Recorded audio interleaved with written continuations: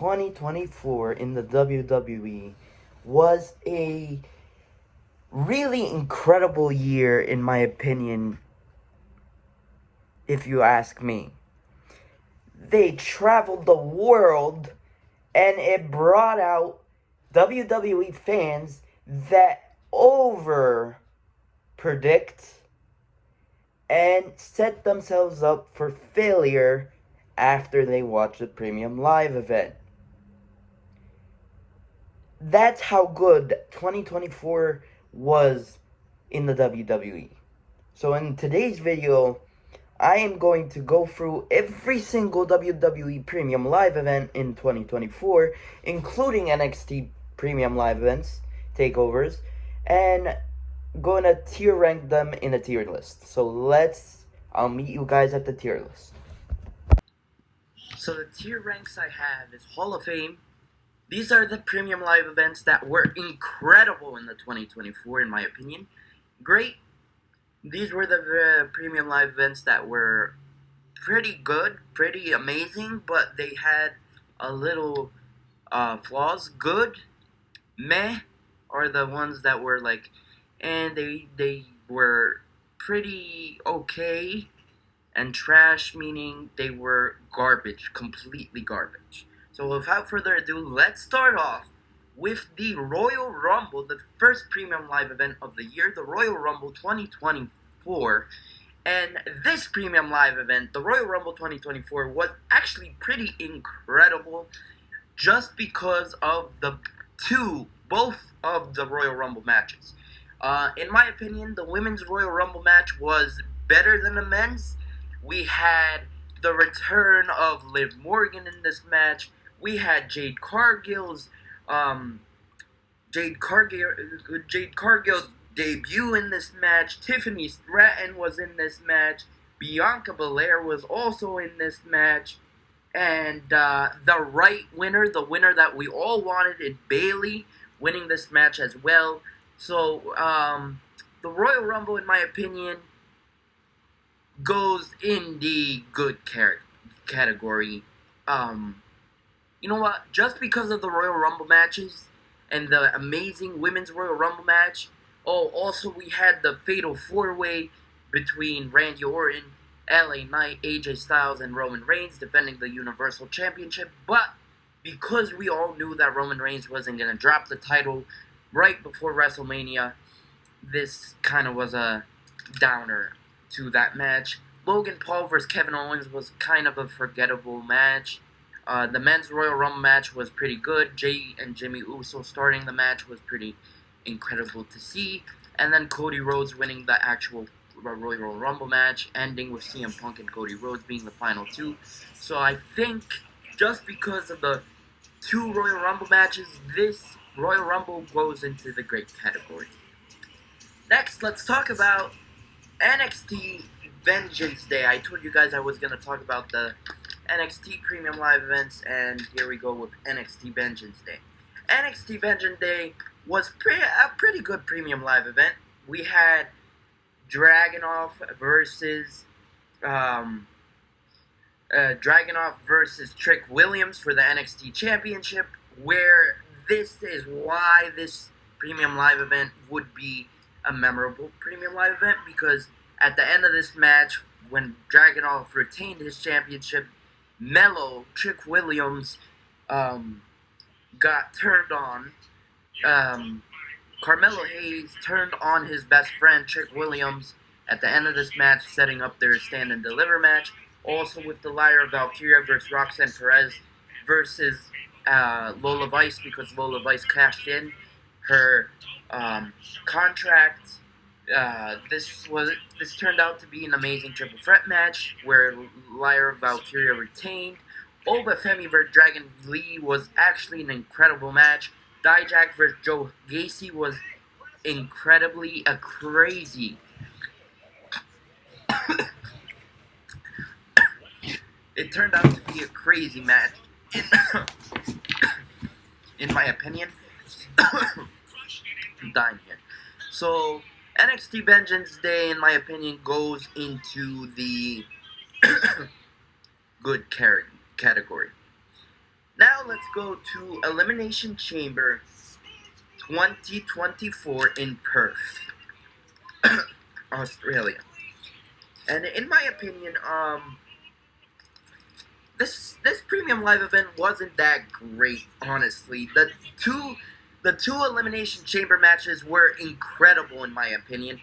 Both the men's and the women's turned um turned it up to 100 with the elimination chamber matches. The women's elimination chamber matches again was the better elimination chamber match uh, than the men's. We had Naomi, Liv Morgan, Becky Lynch, Bianca Belair, Tiffany Stratton, and Raquel Rodriguez in the women's elimination chamber match, and it was actually a better elimination chamber match than the men's. And then the men's elimination chamber match was actually pretty good as well. Logan Paul costing Randy Orton, LA Knight being eliminated, Bobby Lashley in this match was pretty good. Kevin Owens also in this match was pretty good. The match as a whole was pretty good. Drew McIntyre winning the match, both with WrestleMania ramifications. But the rest of the Premium Live event wasn't that pretty good. It felt like fluff matches, like the Judgment Day versus the Judgment Day versus the New Catch Republic felt like a fluff match. Rhea Ripley versus Nia Jax, the main event of this show. I mean, it wasn't that great. The only thing great about it was Rhea Ripley being the hometown superstar, main eventing in her country of Australia. So, I mean, just because of the Elimination Chamber matches, I am going to put it into good. Because it was a pretty good match. Next up, let's talk about NXT Takeover Stand and Deliver. NXT's Super Bowl, if you will. And NXT Stand and Deliver was actually pretty incredible. We had Fraxium versus Corbin and Baron Corbin and Braun Breaker, which was actually a match of the year contender in NXT. Obafemi versus Dijak versus Josh Briggs was actually a pretty good triple threat match. Lyra Valkyria versus Roxanne Perez was another amazing match. Dragunov versus Tony D'Angelo was pretty on the downside. And then Mello versus Trick Williams wasn't what we were expecting, but just because of the great stuff about this takeover, I am gonna put it into the good category. And honestly, I'm gonna move Elimination Chamber into great category because of the Elimination Chamber matches, and just because of the Elimination Chamber matches. Next up, let's talk about our Super Bowl in the WWE, that being WrestleMania 40. And I'm going to rank WrestleMania 40 as a whole. So, the good parts of WrestleMania 40, and WrestleMania had amazing parts. Rhea Ripley versus Becky Lynch for the Women's World Championship was a pretty good match, having Rhea Ripley retain here. But I really thought Becky Lynch was going to win. The tag team ladder match was actually a pretty good decent ladder match, having Awesome Truth win, and then Austin Theory and Grayson Waller win as well. Jay and Jimmy Uso was kind of a downsider to WrestleMania. It was disappointing, really disappointing. The six-man tag team match was pretty good with Naomi, Jade Cargill, Bianca Belair versus Damage Control. That was a pretty good match. Sami Zayn versus Gunther was unbelievably incredible, having Sami Zayn win, Paul Heyman being inducted to the Hall of Fame, and then the main event of night one with Cody Rhodes and Seth Rollins taking on Roman Reigns and The Rock. was actually a pretty good tag team match, and it actually shocked me out of the water. Uh, really, really, really good tag team match to end off night one. Night two, rather, was the better night in my opinion. We had Seth Rollins defend his World Heavyweight Championship against Drew McIntyre, and then Drew McIntyre beat Seth Rollins for the title, but not shortly after, like 5 minutes after he won. Damian Priest cashed in his Money in the Bank briefcase to beat Drew McIntyre, and what a great cash in it was. Also, we had the triple threat match for the United States Championship. Logan Paul defending against Randy Orton and Kevin Owens. That was a pretty good match. Io Sky versus Bayley for the Women's Championship blew me out of the water. It was an incredible match, in my opinion. Above incredible, actually, in my opinion. And then we had the Bloodline Rules match between Roman Reigns, the undisputed champion, versus Cody Rhodes. This was a overbooked mess, but incredible overbooked mess. This is where we saw John Cena. This is where we saw the final boss, The Rock, The Undertaker, the twins, Jimmy and Jey Uso. Jey Uso spearing Jimmy Uso off the stage. This was actually an incredible overbooked mess. And this is where we finally saw Cody Rhodes beat Roman Reigns for the championship and dethrone Roman Reigns 1,000 reigns. And WrestleMania was actually incredible. And because of the high points of WrestleMania, we had our first Hall of Fame premium live event of the year. Next, let's talk about the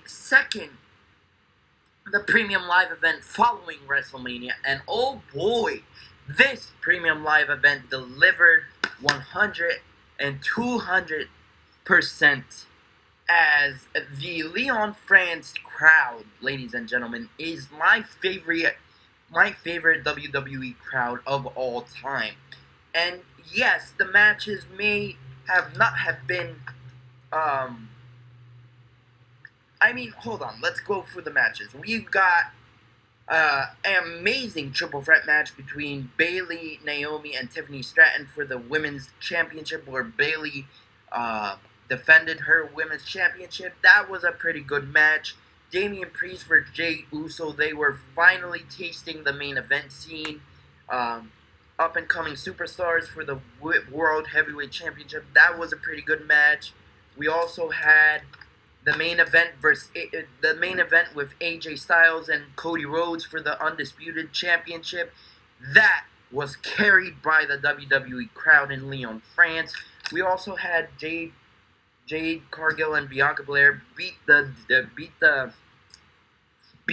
Damage Control, the Kabuki Warriors, for the Women's Tag Team Championships. So that was a pretty good match as well. And then we also had Kevin Owens and Randy Orton versus Solo Sikoa and Tama Tonga, debuting another Bloodline member. This turned into a street fight out of nowhere, and honestly, we have back-to-back Hall of Fame premium live events, because Backlash was incredible, and honestly, if I could, I would put it above WrestleMania, but I'm gonna keep it below WrestleMania.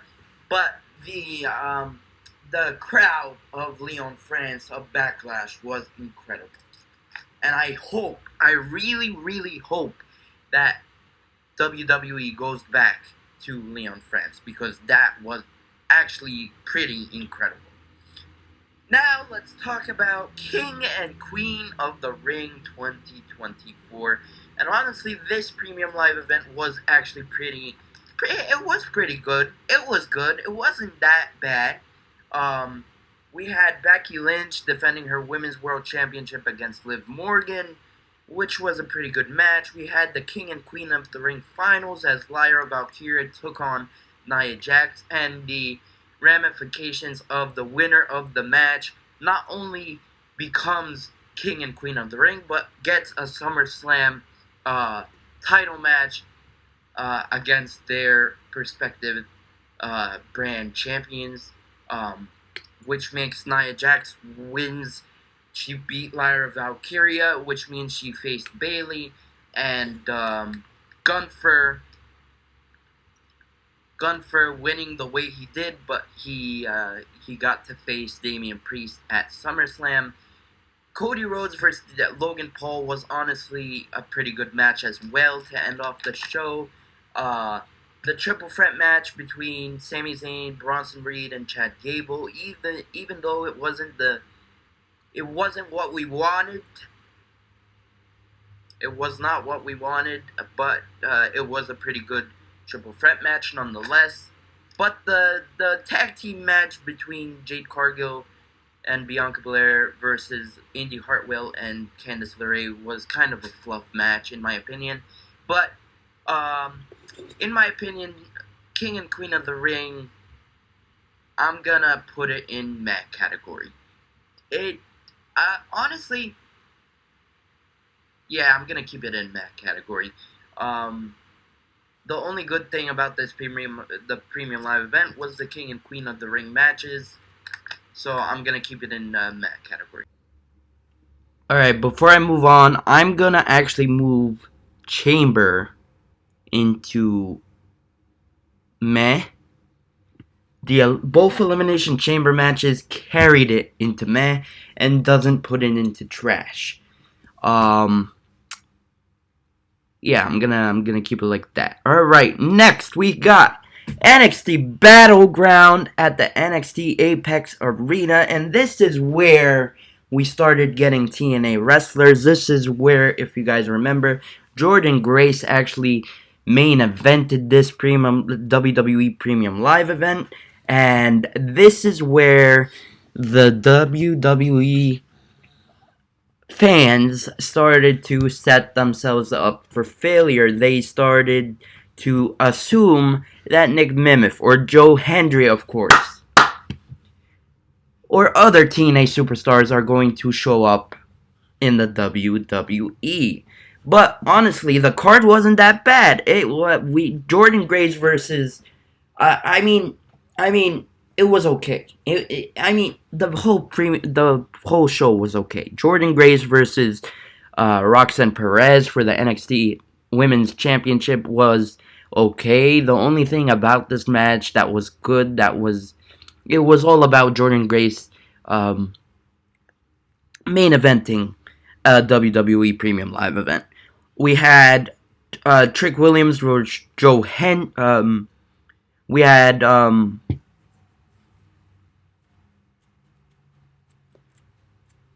Roxanne Perez versus Jordan Grace. We had Obafemi versus Wes Lee versus Joe Coffey. That was a pretty good match. Baszler versus Lola Vice in the Underground match. That was a pretty horrible match. Fraxium versus Luke Gallows and Carl Anderson was on the downgrade of their title reign, title defenses. So honestly, NXT Battleground to me honestly would go in the meh category for me. It wasn't that great in my opinion. Next, let's go to Scotland, and let's talk about Clash at the Castle. Now, Clash at the Castle wasn't that bad. We had, of course, Damian Priest versus Drew McIntyre in Drew McIntyre's hometown of Clash at Scotland. We also had Bayley versus Piper Niven in a pretty good, decent match. We also had the Fatal 4-Way match, the Triple Threat match. Triple Threat match between Bianca Belair, Jade Cargill, and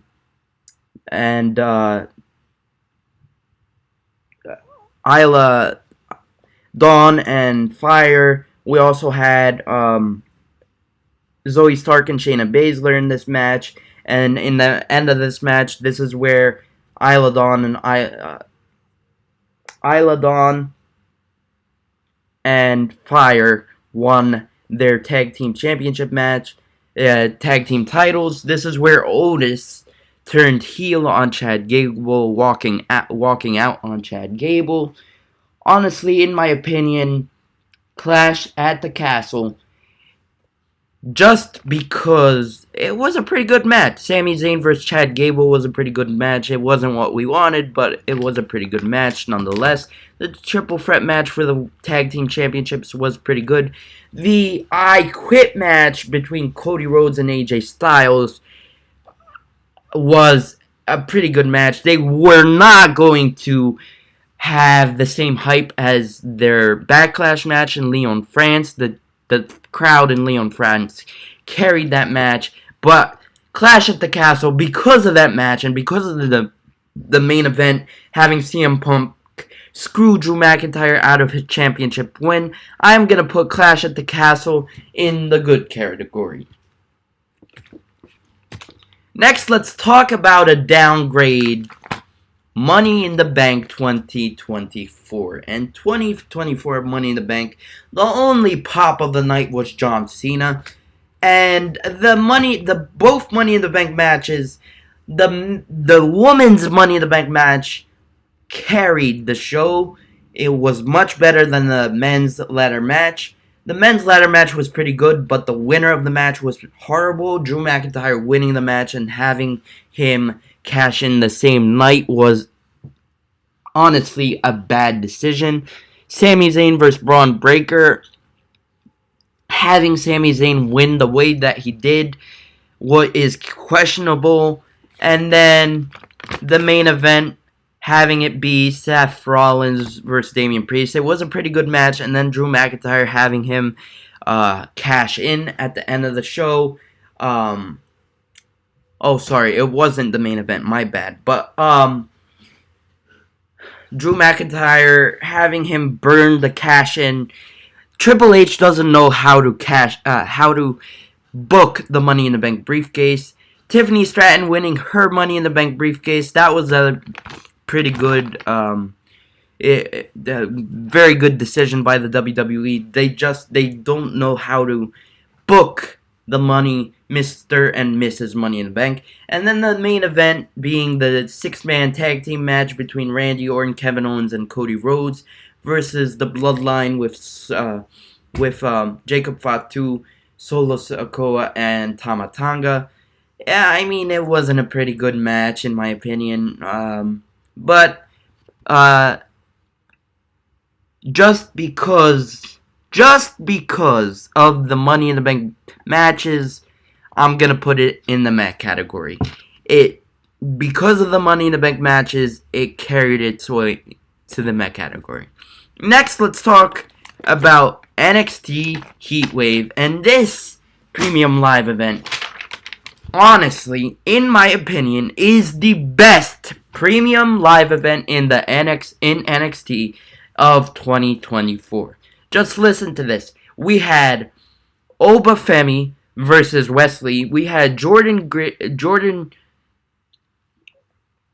Oh, and something else with Heatwave, the NXT Women's North American Championship ladder match was incredible, and that honestly carries its way into the match category. Now, NXT Heatwave was incredible. We had Obafemi versus Wesley in an incredible North American Championship match. Kalani Jordan defending her championship against Sol Ruka was incredible. Fraxium, another incredible tag team match versus Chase U. Roxanne Perez versus Lola Vice was honestly not that bad. And then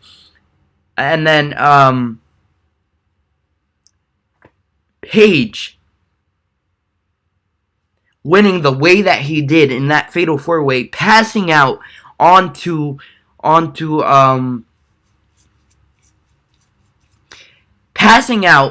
winning in the way that he did, that was incredible. And Ethan Page winning the NXT Championship in that Fatal 4-Way match, in his just a couple matches in, or like a few matches in, he wins the NXT Championship. It was just incredible. Heatwave, in my opinion, is actually going to go into...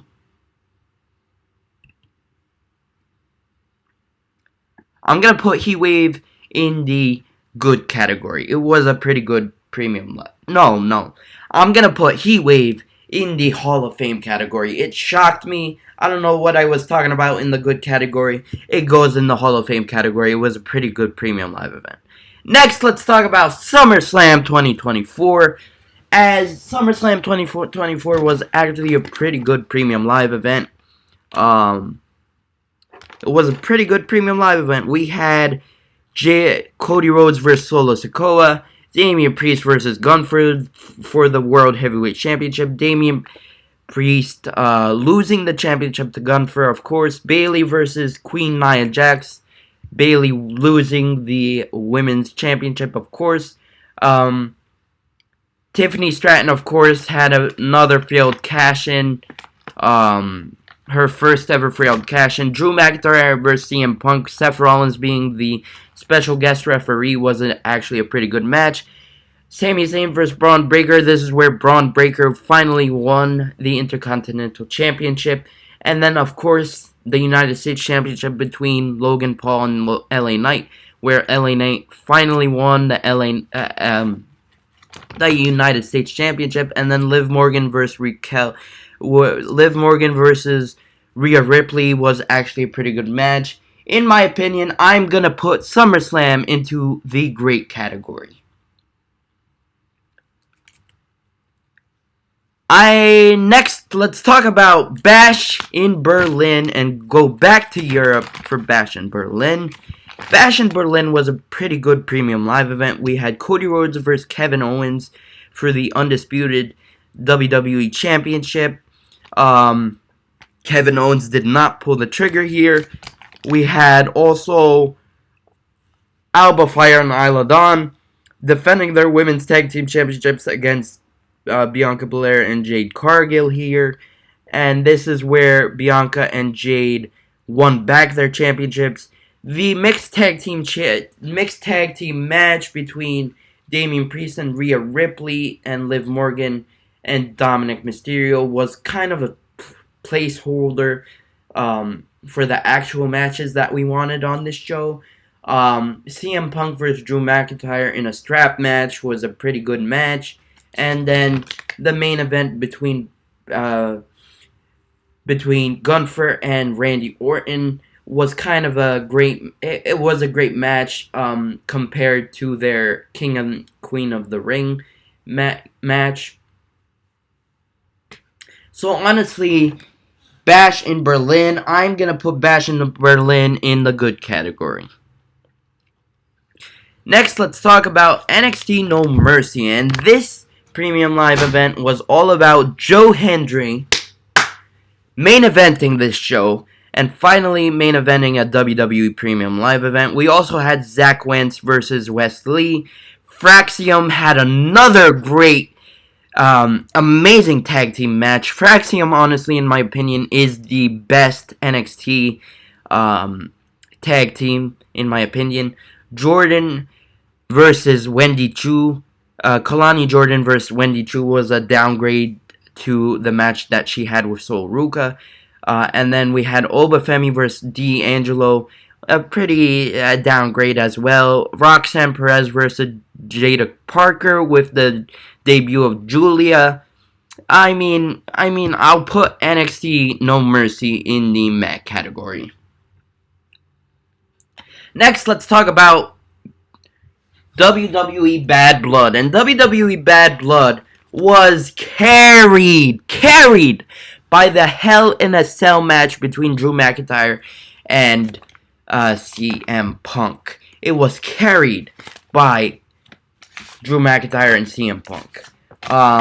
We also had Cody Rhodes and Roman Reigns versus Solo Sikoa and Jacob Fatu. And honestly, in my opinion, the Hell in a Cell match should have main evented this show. But that's only in my opinion.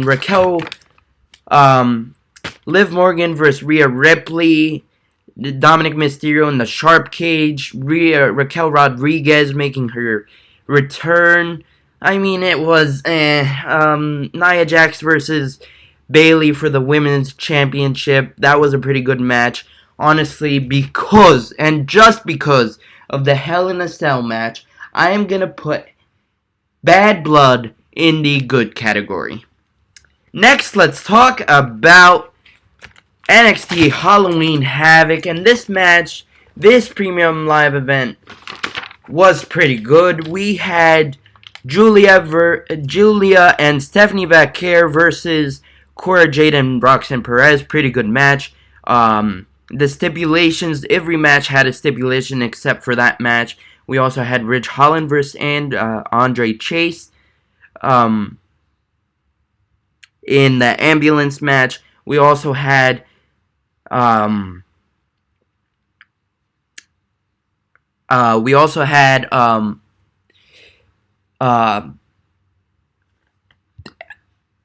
Paige versus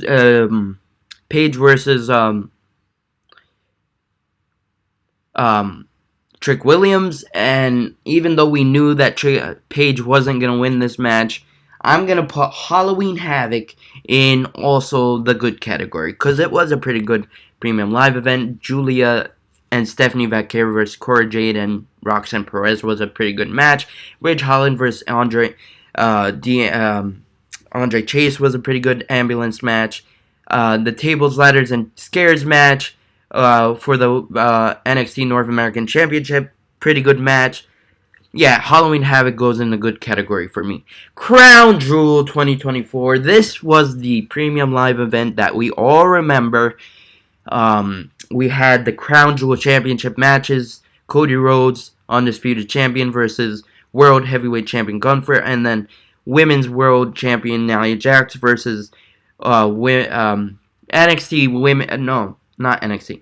Women's Champion Nia Jax versus World Champion Liv Morgan. We also had, ladies and gentlemen, on this card, we also had the amazing triple threat match between LA Knight, the champion, and Andrade and Carmella Hayes. This is the type of match where I'm going to show to a non-wrestling fan to try and get into the wrestling world. We also had a failed cash-in, another failed cash-in by Tiffany Stratton. Seth Rollins versus Bronson Reed was a pretty good match. The fatal four-way match between the Metaphor Girls, Chelsea Green and Piper Niven, Damage Control, and the champions, the women's tag team champions in Jade Cargill and Bianca Belair was pretty good. And then we also had the six-man tag team match between the return of the OG Bloodline versus the new Bloodline. And at the end of the match, having Sami Zayn come down, having that cool moment between all four of them before they had a confrontation. That was a pretty good cool moment for the people that are following the Bloodline storyline. So Crown Jewel, in my opinion, I'm going to put Crown Jewel in the good category. Honestly, no, I'm going to put Crown Jewel, I'm going to put Crown Jewel in the meh category.